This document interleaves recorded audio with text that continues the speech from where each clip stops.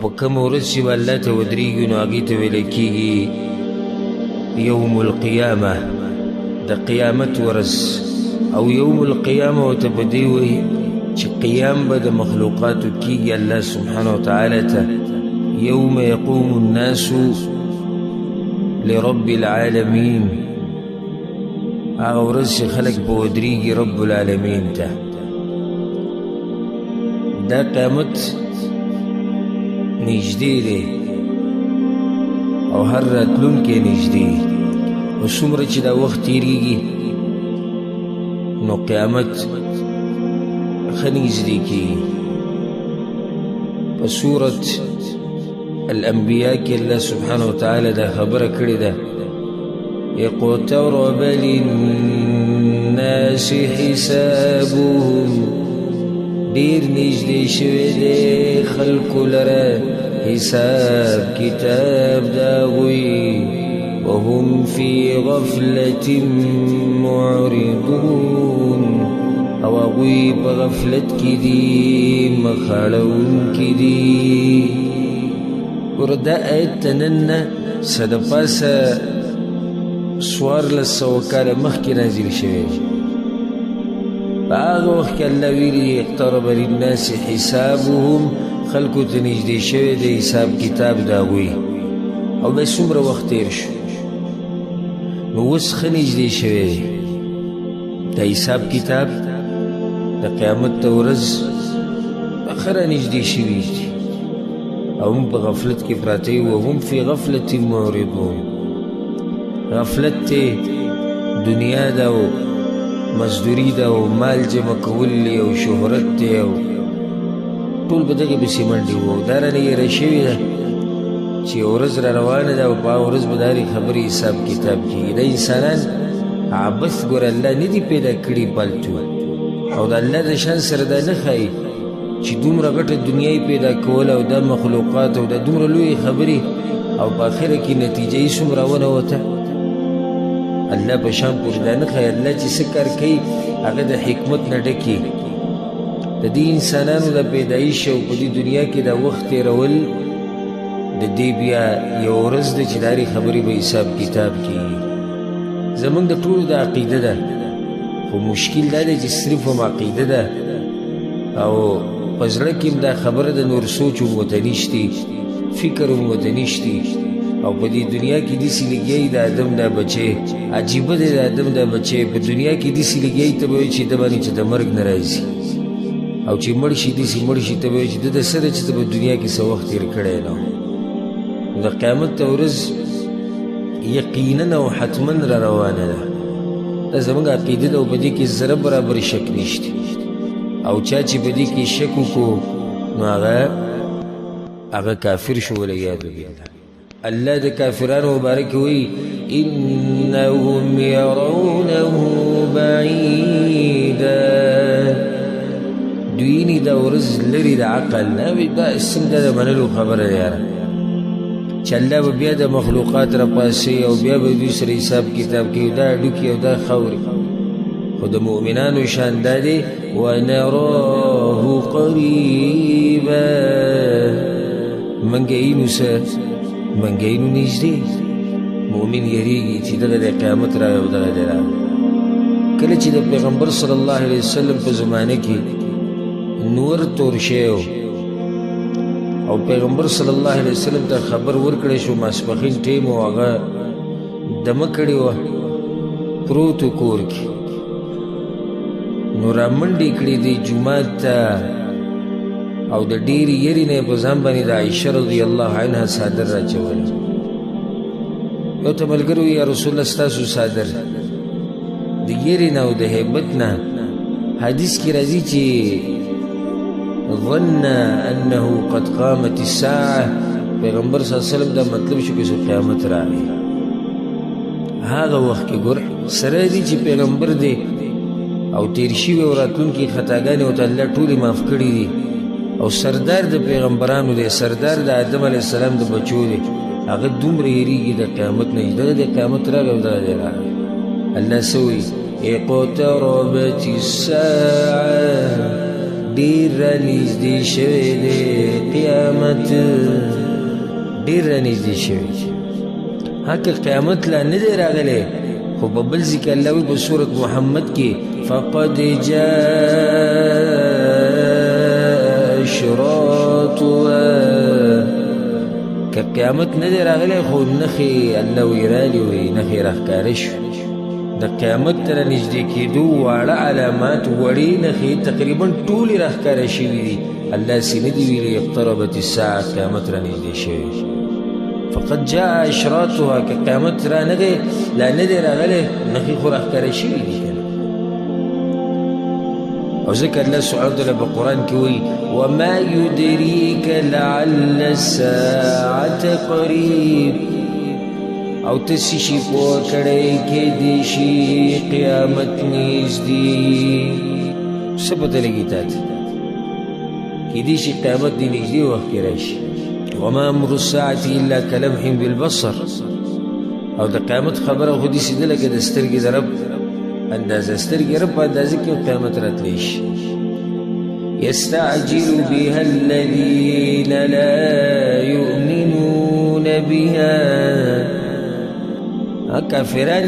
تعدي کوي چې د قیامت راشي هغوی به ټوغه کوله که په مخه به یې تپوسونه کول کله به راځي او کله به راځي ایمان یې پرې نه و نو ځکه یې د طلب په مخه کو د مؤمنانو حال څه دی والذین آمنوا مشفقون منا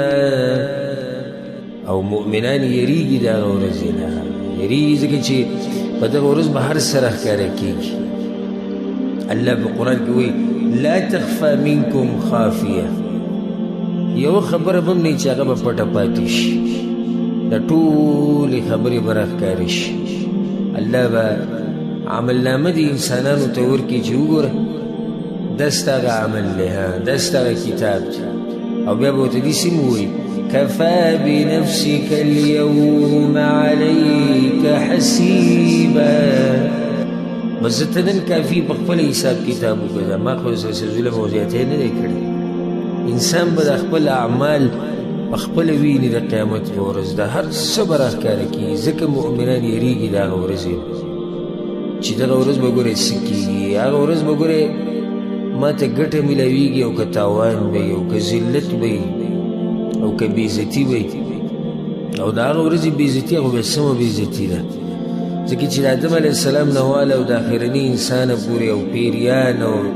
څاروي او ځناور او هر څه به ولاړ او د هغوی په مخ کې ته ذلیله شي نو دې ته ذلت وایي ځکه ابراهیم علیه السلام چې به کومې دعاګانې غوښتې نو یوه دعا به پکې دا غوښته ولا تخزني يوم يبعثون ای الله ما مشرموه په هغه ورځ چې بیا به راپاسي دا مخلوق ولا تخزني يوم يبعثون یا الله ما په هغه ورځ مشرموه يوم لا ينفع مال ولا بنون په هغه ورځ به نه مال فایده ورکوي او نه به زامن فایده ورکوي الا من اتى الله بقلب سلیم مګر هغه سړی چې زړی روغي او په زړه کې دین او دینداري او هغه الله ته مخامخ شي په دغه زړه سره په دا سړی کامیاب دی نه مال په کار راځي او نه زامن په کار راځي دغه ورځې نه مؤمنان یېرېږي دومره ناشنا ورځ ده چې د قیامت په ورځ کله د انسانان راپاسي که نه نو د دنیا دغه ژوند دا چې موږ ته ډېر اوږد ښکاري دا به ورته داسې ښکاري لکه د ورځې یوه ګنټه یو معمولي وخت بس یو ساعت د ورځې تېر شو ارمان به بیا دا کوي چې یاره موږ دغه ګنټه دغه څه وخت د ورځې دا چې دی د الله دپاره تېر کړی اوس خو موږ ته داسې ښکاري چې تپوس یې دا شپېته پنځوس او نن سبا خو خلک هغه پنځوسو ته هم نه رسي خبرېږي هارټ اټیک وشو خبرېږي اکسیډنټ وشو اکسیډنټ په مخه چې ګورې خبرونه راځي د هارټ اټیک خبرونه راځي د کینسر بیماري په ولګېده او پلانې چلو شو پلانې او نوي نوي بیماریان ځوانان هلکان مري نن سبا ځوانان مري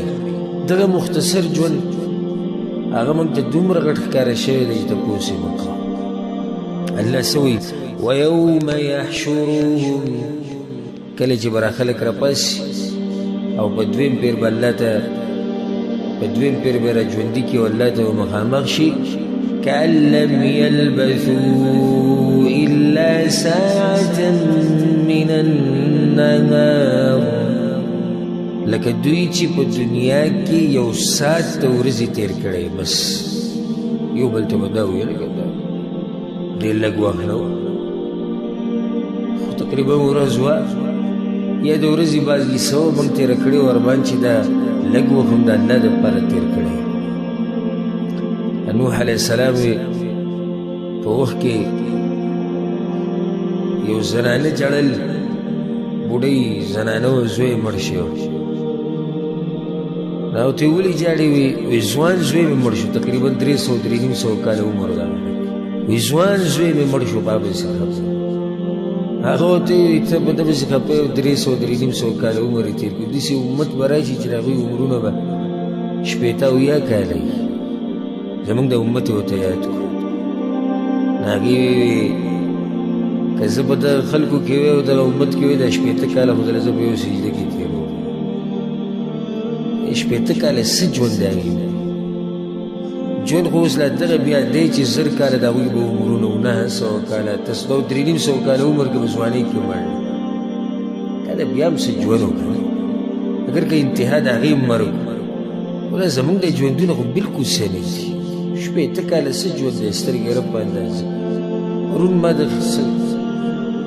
کاغذونه مکتبه کې کتلي یو کاغذ مې راواغېستو ما پسې لیکل کړي تاریخ چې مې وکتو د نن نه 11 کاله مخکې لکه وایي او داسې راته ښکارېده چې دا کاغذ خو بله ورځ ما لیکلی دی دا مسلې ما لیکلې ما بې تاریخ لیکلی له پاسه د نن نه 11 کاله سوچ مې ځان سره د خبرې ځان سره ووړم چې ستا د ژوند 11 کاله زما زر تېر شو دومره زر تېر شو زموږ د ژوند څه ژوند دی ډېره حصه ترې تېره شوې ده او لږه پاتې ده او دا لږ هم پته نه لګي چې هغه څومره ده قیامت ته ورځ را روانه ده یقیني ورځ ده چې دا به راځي دا خبره بلکل یقیني ده دا داسې ناشنا ورځ ده چې هر پیغمبر خپل قوم د دې نه یرولی دی هر پیغمبر خپل قوم د دې نه یرولی لکه شعیب علیه السلام ته وګوره خپل قوم ته یې ویلي دي یا قوم اعبدوا الله وارجوا اليوم الآخر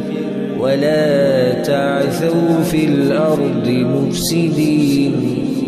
آخرت تذکره ورته کړې ده هغه مؤمن چې د فرعون په کورنۍ کې مؤمن شوی د تفسیر په درسونو کې تاسو هغه واقعه پوره اورېدلې ده نو هغه چې کله مؤمن شو او بیا دعوت ورکوه خپل قوم ته نو دی ورته ووایي ویا قوم انی اخاف علیکم یوم التناد او قومه زه یېرېږم په تاسو باندې د هغه ورځې نه چې هغه د اوازونو ورځ ده د چغو ورځ ده تاسو باندې یېرېږم د هغه ورځې نه ګوره قیامت یې ورته رعایت کړی بلکې هر پیغمبر دلیل پې ته زه ښیم الله وایي وسیق الذین کفروا إلی جهنم زمرا او وبشړلی شي کافران جهنم ته ډلې ډلې حتى إذا جاءوها فتحت أبوابها کله چې دوی راورسېدې جهنم ته نو د جهنم دروازې به ورته کولاو شي وقال لهم خزنتها او وی به ورته خزانچیان د جهنم ألم يأتكم رسل منكم ای نو راغلي پیغمبران تاسو ته په تاسو کې هغوی به څه کوله پیغمبرانو دې دپاره مې هدایت وي یتلون علیکم آیات ربکم لوستل به په تاسو باندې آیتونه ستاسو د رب وینذرونکم لقاء یومکم هذا او تاسو یېرولی د ورځې د ملاقات نه چې هغه کومه ورځ ده هغه دا ورځ ده ګوره وایي تاسو یېرولی د دې نه دا ورځ معمولي ورځ نه ده ځکه خو پیغمبرانو د دې نه دا مؤمنان یېرولي دي او د خپل قومونه یې تېرولي دي